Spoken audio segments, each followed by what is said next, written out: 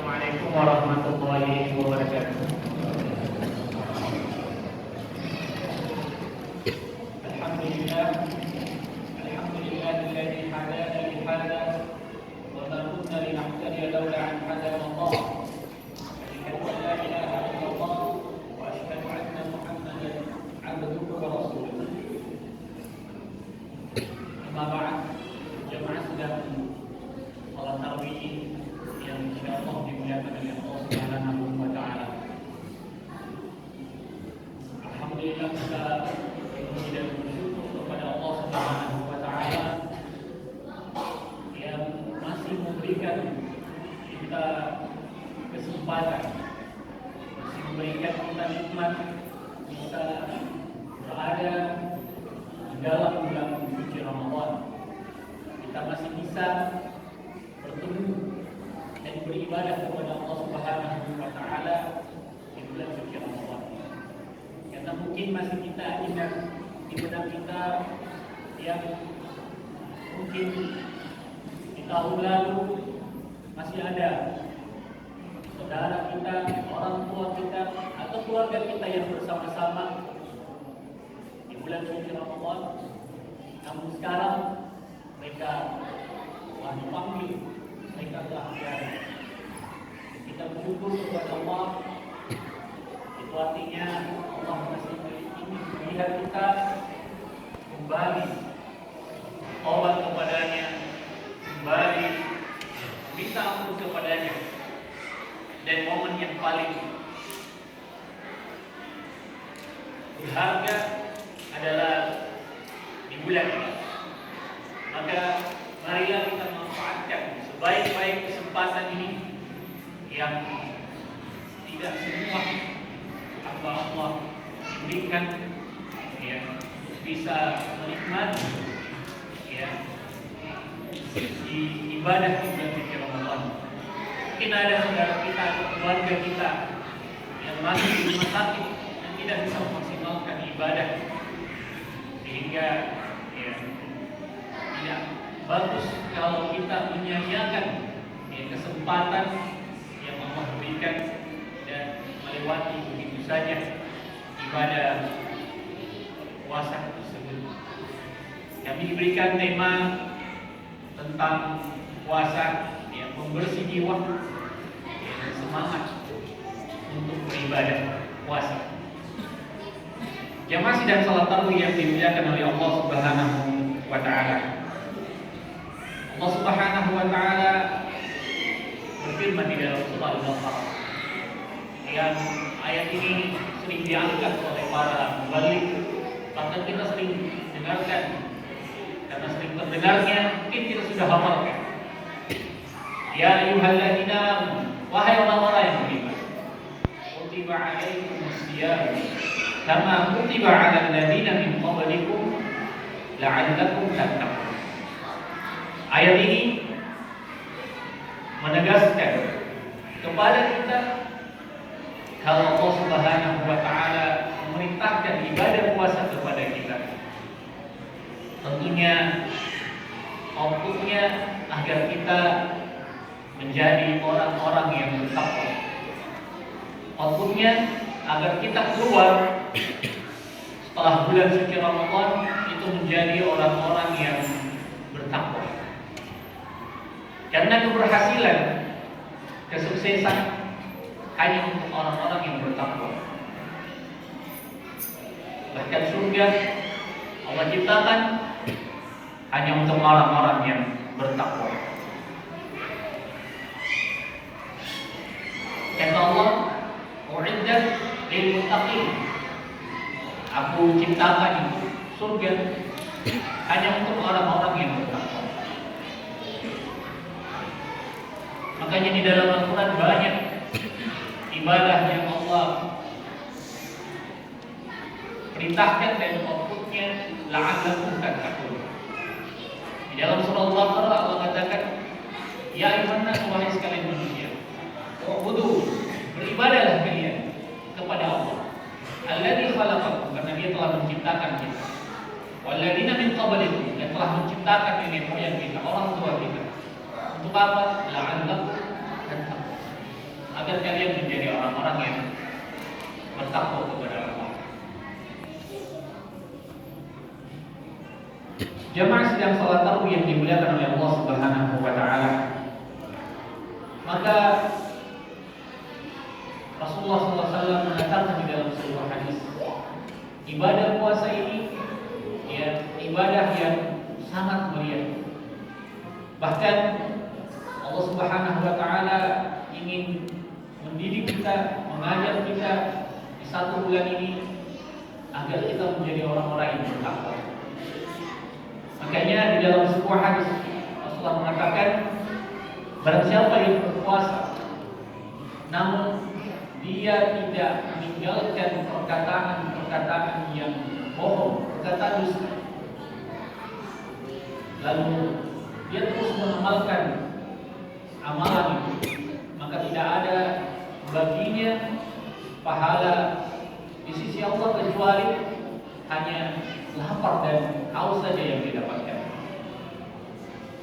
Olehnya, jamaah sekalian, dari hadis ini mengajarkan kita kalau puasa itu bukan hanya sekedar menahan lapar dan menahan haus, namun perlu juga kita harus tahan nafsu kita, jiwa kita, agar kita menjadi orang-orang yang beruntung, orang-orang yang bertakwa. Karena kalau ada orang yang berpuasa lalu dia masih melakukan amalan-amalan yang maksiat, maka ini tidak ada pahala baginya. Bahkan Allah Subhanahu wa taala mengatakan ya, amalan seorang hamba itu dilipat gandakan satu kebaikan 10. Ya, kecuali ibadah puasa kata Allah. Fa'innahu li wa ana ajizun. Itu amalan untuk saya dan saya yang membalasnya ya, sesuai dengan ya, apa yang Allah inginkan. Namun ibadah lain Allah sudah tentukan kadarnya. Dan ibadah puasa Allah yang membalasnya. Ya. Tidak disebutkan berapa kali lipat, tapi Allah yang membalasnya sendiri, karena ibadah puasa ini memiliki kedudukan ya, tersendiri di sisi Allah Subhanahu wa taala. Namun perlu kita memperhatikan syarat-syaratnya agar Allah Subhanahu wa taala memberikan kita balasan sesuai dengan apa yang dijanjikan. Yang sebagaimana Rasulullah sebutkan di dalam hadisnya, kita harus meninggalkan hal-hal yang membuat ibadah puasa kita itu ya, menjadi tidak bernilai di sisi Allah Subhanahu wa taala, seperti perkataan dusta ya, kemudian perkataan kotor ya, kemudian perkataan ya yang ghibah, gosip ya, kita harus hindari semua itu ketika kita dalam keadaan berpuasa. Makanya Al-Imam Al-Ghazali ya, telah melihat fakta yang terjadi di kaum muslimin. Maka Imam Ghazali ini ya, dia mengklarifikasi ya, orang-orang yang berpuasa. Dia melihat dari fakta kaum muslimin ya. Dia membagi 3 ya, pembagian. Yang pertama, puasanya orang umum ya. Puasanya orang umum itu kata Imam Ghazali, dia hanya menahan saja lapar dan menahan haus dari terbit fajar sampai terbenamnya matahari. Ini dari pemantauan Al-Imam Ghazali. Kalau kaum muslimin itu puasanya ya, dibagi menjadi 3 golongan. Yang pertama, puasanya orang umum, dan orang umum ini hanya menahan saja lapar dan haus, ya, tidak menghiraukan ya, peringatan-peringatan Nabi Shallallahu Alaihi Wasallam dalam sebuah hadisnya. Kemudian yang kedua kata Imam Ghazali, tingkat puasa kaum muslimin ada yang khusus. Yang khusus ini yang menjaga ya jiwanya, yang menjaga syahwatnya ya dari perbuatan-perbuatan yang tercela, dari perbuatan-perbuatan yang dilarang oleh Allah Subhanahu wa taala. Maka ini masih lebih penting, lebih bagus dibandingkan yang umum tadi, yang hanya menahan ya lapar dan haus, tidak menahan emosinya, tidak menahan amarahnya, tidak menahan gosipnya, tidak menahan ya gibahnya. Lalu Al-Imam Ghazali melihat lagi ya, dari kaum muslimin ternyata ada golongan yang ketiga, yaitu orang-orang yang berpuasa khusus bil khusus ya. Khusus dan khususnya lagi, dia menjaga baik-baik ya jiwanya, dan dia menjaga baik-baik puasanya itu semata-mata karena Allah Subhanahu wa taala. Tentunya yang ketiga inilah yang paling tertinggi ya dari tingkatan golongan orang-orang yang berpuasa, yang Al-Imam Ghazali melihat dan mengklarifikasinya di dalam sebuah fakta kehidupannya.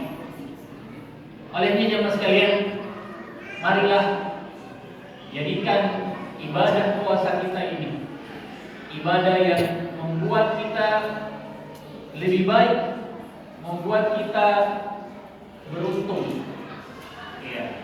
Dan kita jadikan momen ibadah puasa ini agar kita bisa menjadi orang-orang yang bertakwa. Kita keluar nanti di bulan Ramadan, kita akan mendapatkan predikat takwa dari Allah Subhanahu wa taala. Tentunya kita harus belajar dan kita meningkatkan ilmu kita agar kita terhindar dari hal-hal yang merusak ibadah puasa kita, yang merusak nilai ibadah puasa kita. Kita tidak ingin hanya mendapatkan pahala yang sedikit, bahkan kita tidak ingin hanya mendapatkan haus dan dahaga saja. Karena kalau haus dan dahaga saja, ini kebanyakan orang-orang umum ya di luar sana yang kadang-kadang berpuasa ya, namun meninggalkan ya hal-hal yang wajib tadi. Ada yang berpuasa ya, dia puasa namun meninggalkan sholat subuh. Dia sahur juga tapi tidak pergi sholat subuh. Ada juga yang ya puasa namun masih ya berkata dusta, berkata bohong. Olehnya jemaah sekalian, kita mohon kepada Allah dan kita banyak berdoa di momentum bulan suci Ramadan ini, karena doa orang-orang yang berpuasa itu mustajab ya. Orang-orang yang berpuasa ketika dia berdoa kepada Allah ya menjelang berbukanya, maka ini adalah waktu-waktu yang mustajab yang Allah akan menjaga doa kita ketika kita panjatkan dengan ikhlas, dengan tulus, dengan pengharapan kepada Allah Subhanahu wa taala. Dan kita berdoa kepada Allah yang Maha mendengar agar kita diperbaiki kondisi kita setelah bulan Ramadan dan seterusnya, agar kita bisa dekat dengan Allah, mendengarkan apa yang diperintahkan oleh Allah Subhanahu wa taala. Saya kira ini jemaah sekalian yang bisa saya sampaikan pada kesempatan kali ini. Mudah-mudahan di bulan Ramadan ini kita bisa berubah menjadi lebih baik dan bisa kembali ke jalan Allah Subhanahu wa taala. Subhanallahumma wa bihamdik, asyhadu an la ilaha illa anta, astaghfiruka wa atubu ilaik. Wassalamualaikum warahmatullahi wabarakatuh.